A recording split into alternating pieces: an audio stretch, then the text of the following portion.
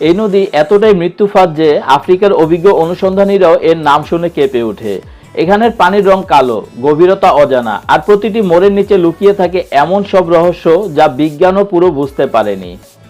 স্বাগত কঙ্গো নদীতে, যাকে বলা হয় প্রকৃতির সবচেয়ে বিপজ্জনক জলপথ। আজকের ভিডিওতে আমরা খুলে দেব এই নদীর ভয়ঙ্কর সত্য, রহস্য আর ইতিহাস। তাই ভিডিওটি শেষ পর্যন্ত দেখুন, আর এরকম রহস্যময় ভিডিও পেতে ছায়াজাল চ্যানেলটি সাবস্ক্রাইব করে নোটিফিকেশন অন করে রাখুন। আফ্রিকার গভীর অরণ্য, যেখানে সূর্যের আলো পৌঁছায় না, সেখানে বয়ে চলেছে কঙ্গো নদী, এক অদ্ভুত ভয়ঙ্কর জলরাশি। দূর থেকে দেখলে মনে হয় সাধারণ একটা নদী, কিন্তু কাছে গেলে বোঝা যায় এটা নদী নয়, এটা একটা জীবন্ত দানব। শত শত বছর আগে যখন ইউরোপীয় অভিযাত্রীরা প্রথম এই নদীর নাম শুনলো, তারা ভাবলো এটা নিশ্চয়ই কোনো মিথ।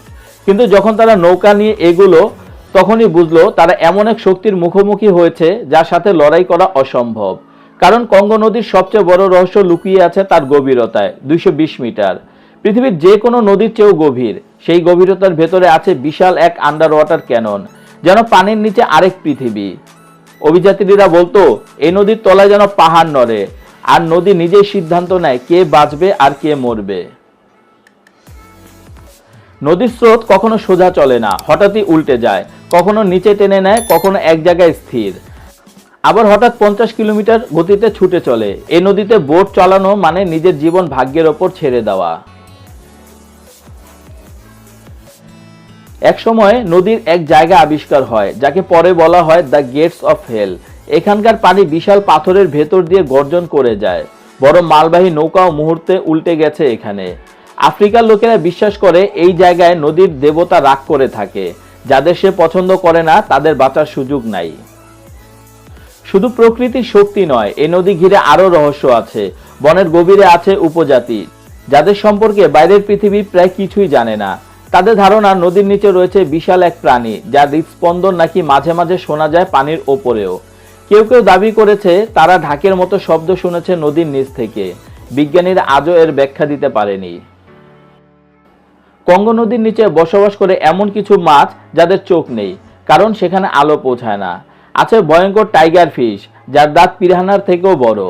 আর আছে ইলেকট্রিক ক্যাটফিশ, যা মানুষকে শক দিয়ে অচেতন করে দিতে পারে। আর নদীর তীরে ঘোরাঘুরি করে বিশাল সাপ ও আক্রমণাত্মক কুমির।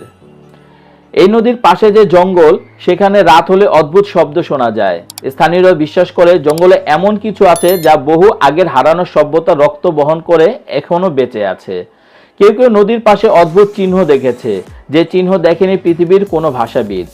শোনা যায় এখানে এক সময় ছিল এমন এক সভ্যতা যারা পানির দেবতাকে পুজো করত। তাদের অস্তিত্ব নাকি নদী আজও বহন করে। 1800 সালের দিকে ইউরোপের অনেক অভিযাত্রী এই নদীর রহস্য জানার জন্য যাত্রা শুরু করেছিল।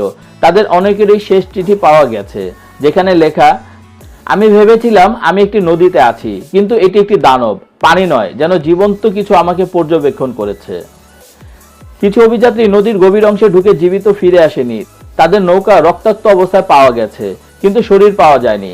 আজও বিজ্ঞানীরা বলেন কঙ্গো নদী পৃথিবীর সবচেয়ে কম আবিষ্কৃত জলপথ। এর 80 ভাগ এখনো রহস্য, যার ভেতর লুকিয়ে আছে অজানা প্রাণী, অদ্ভুত ভূগঠন আর মৃত্যুফাত।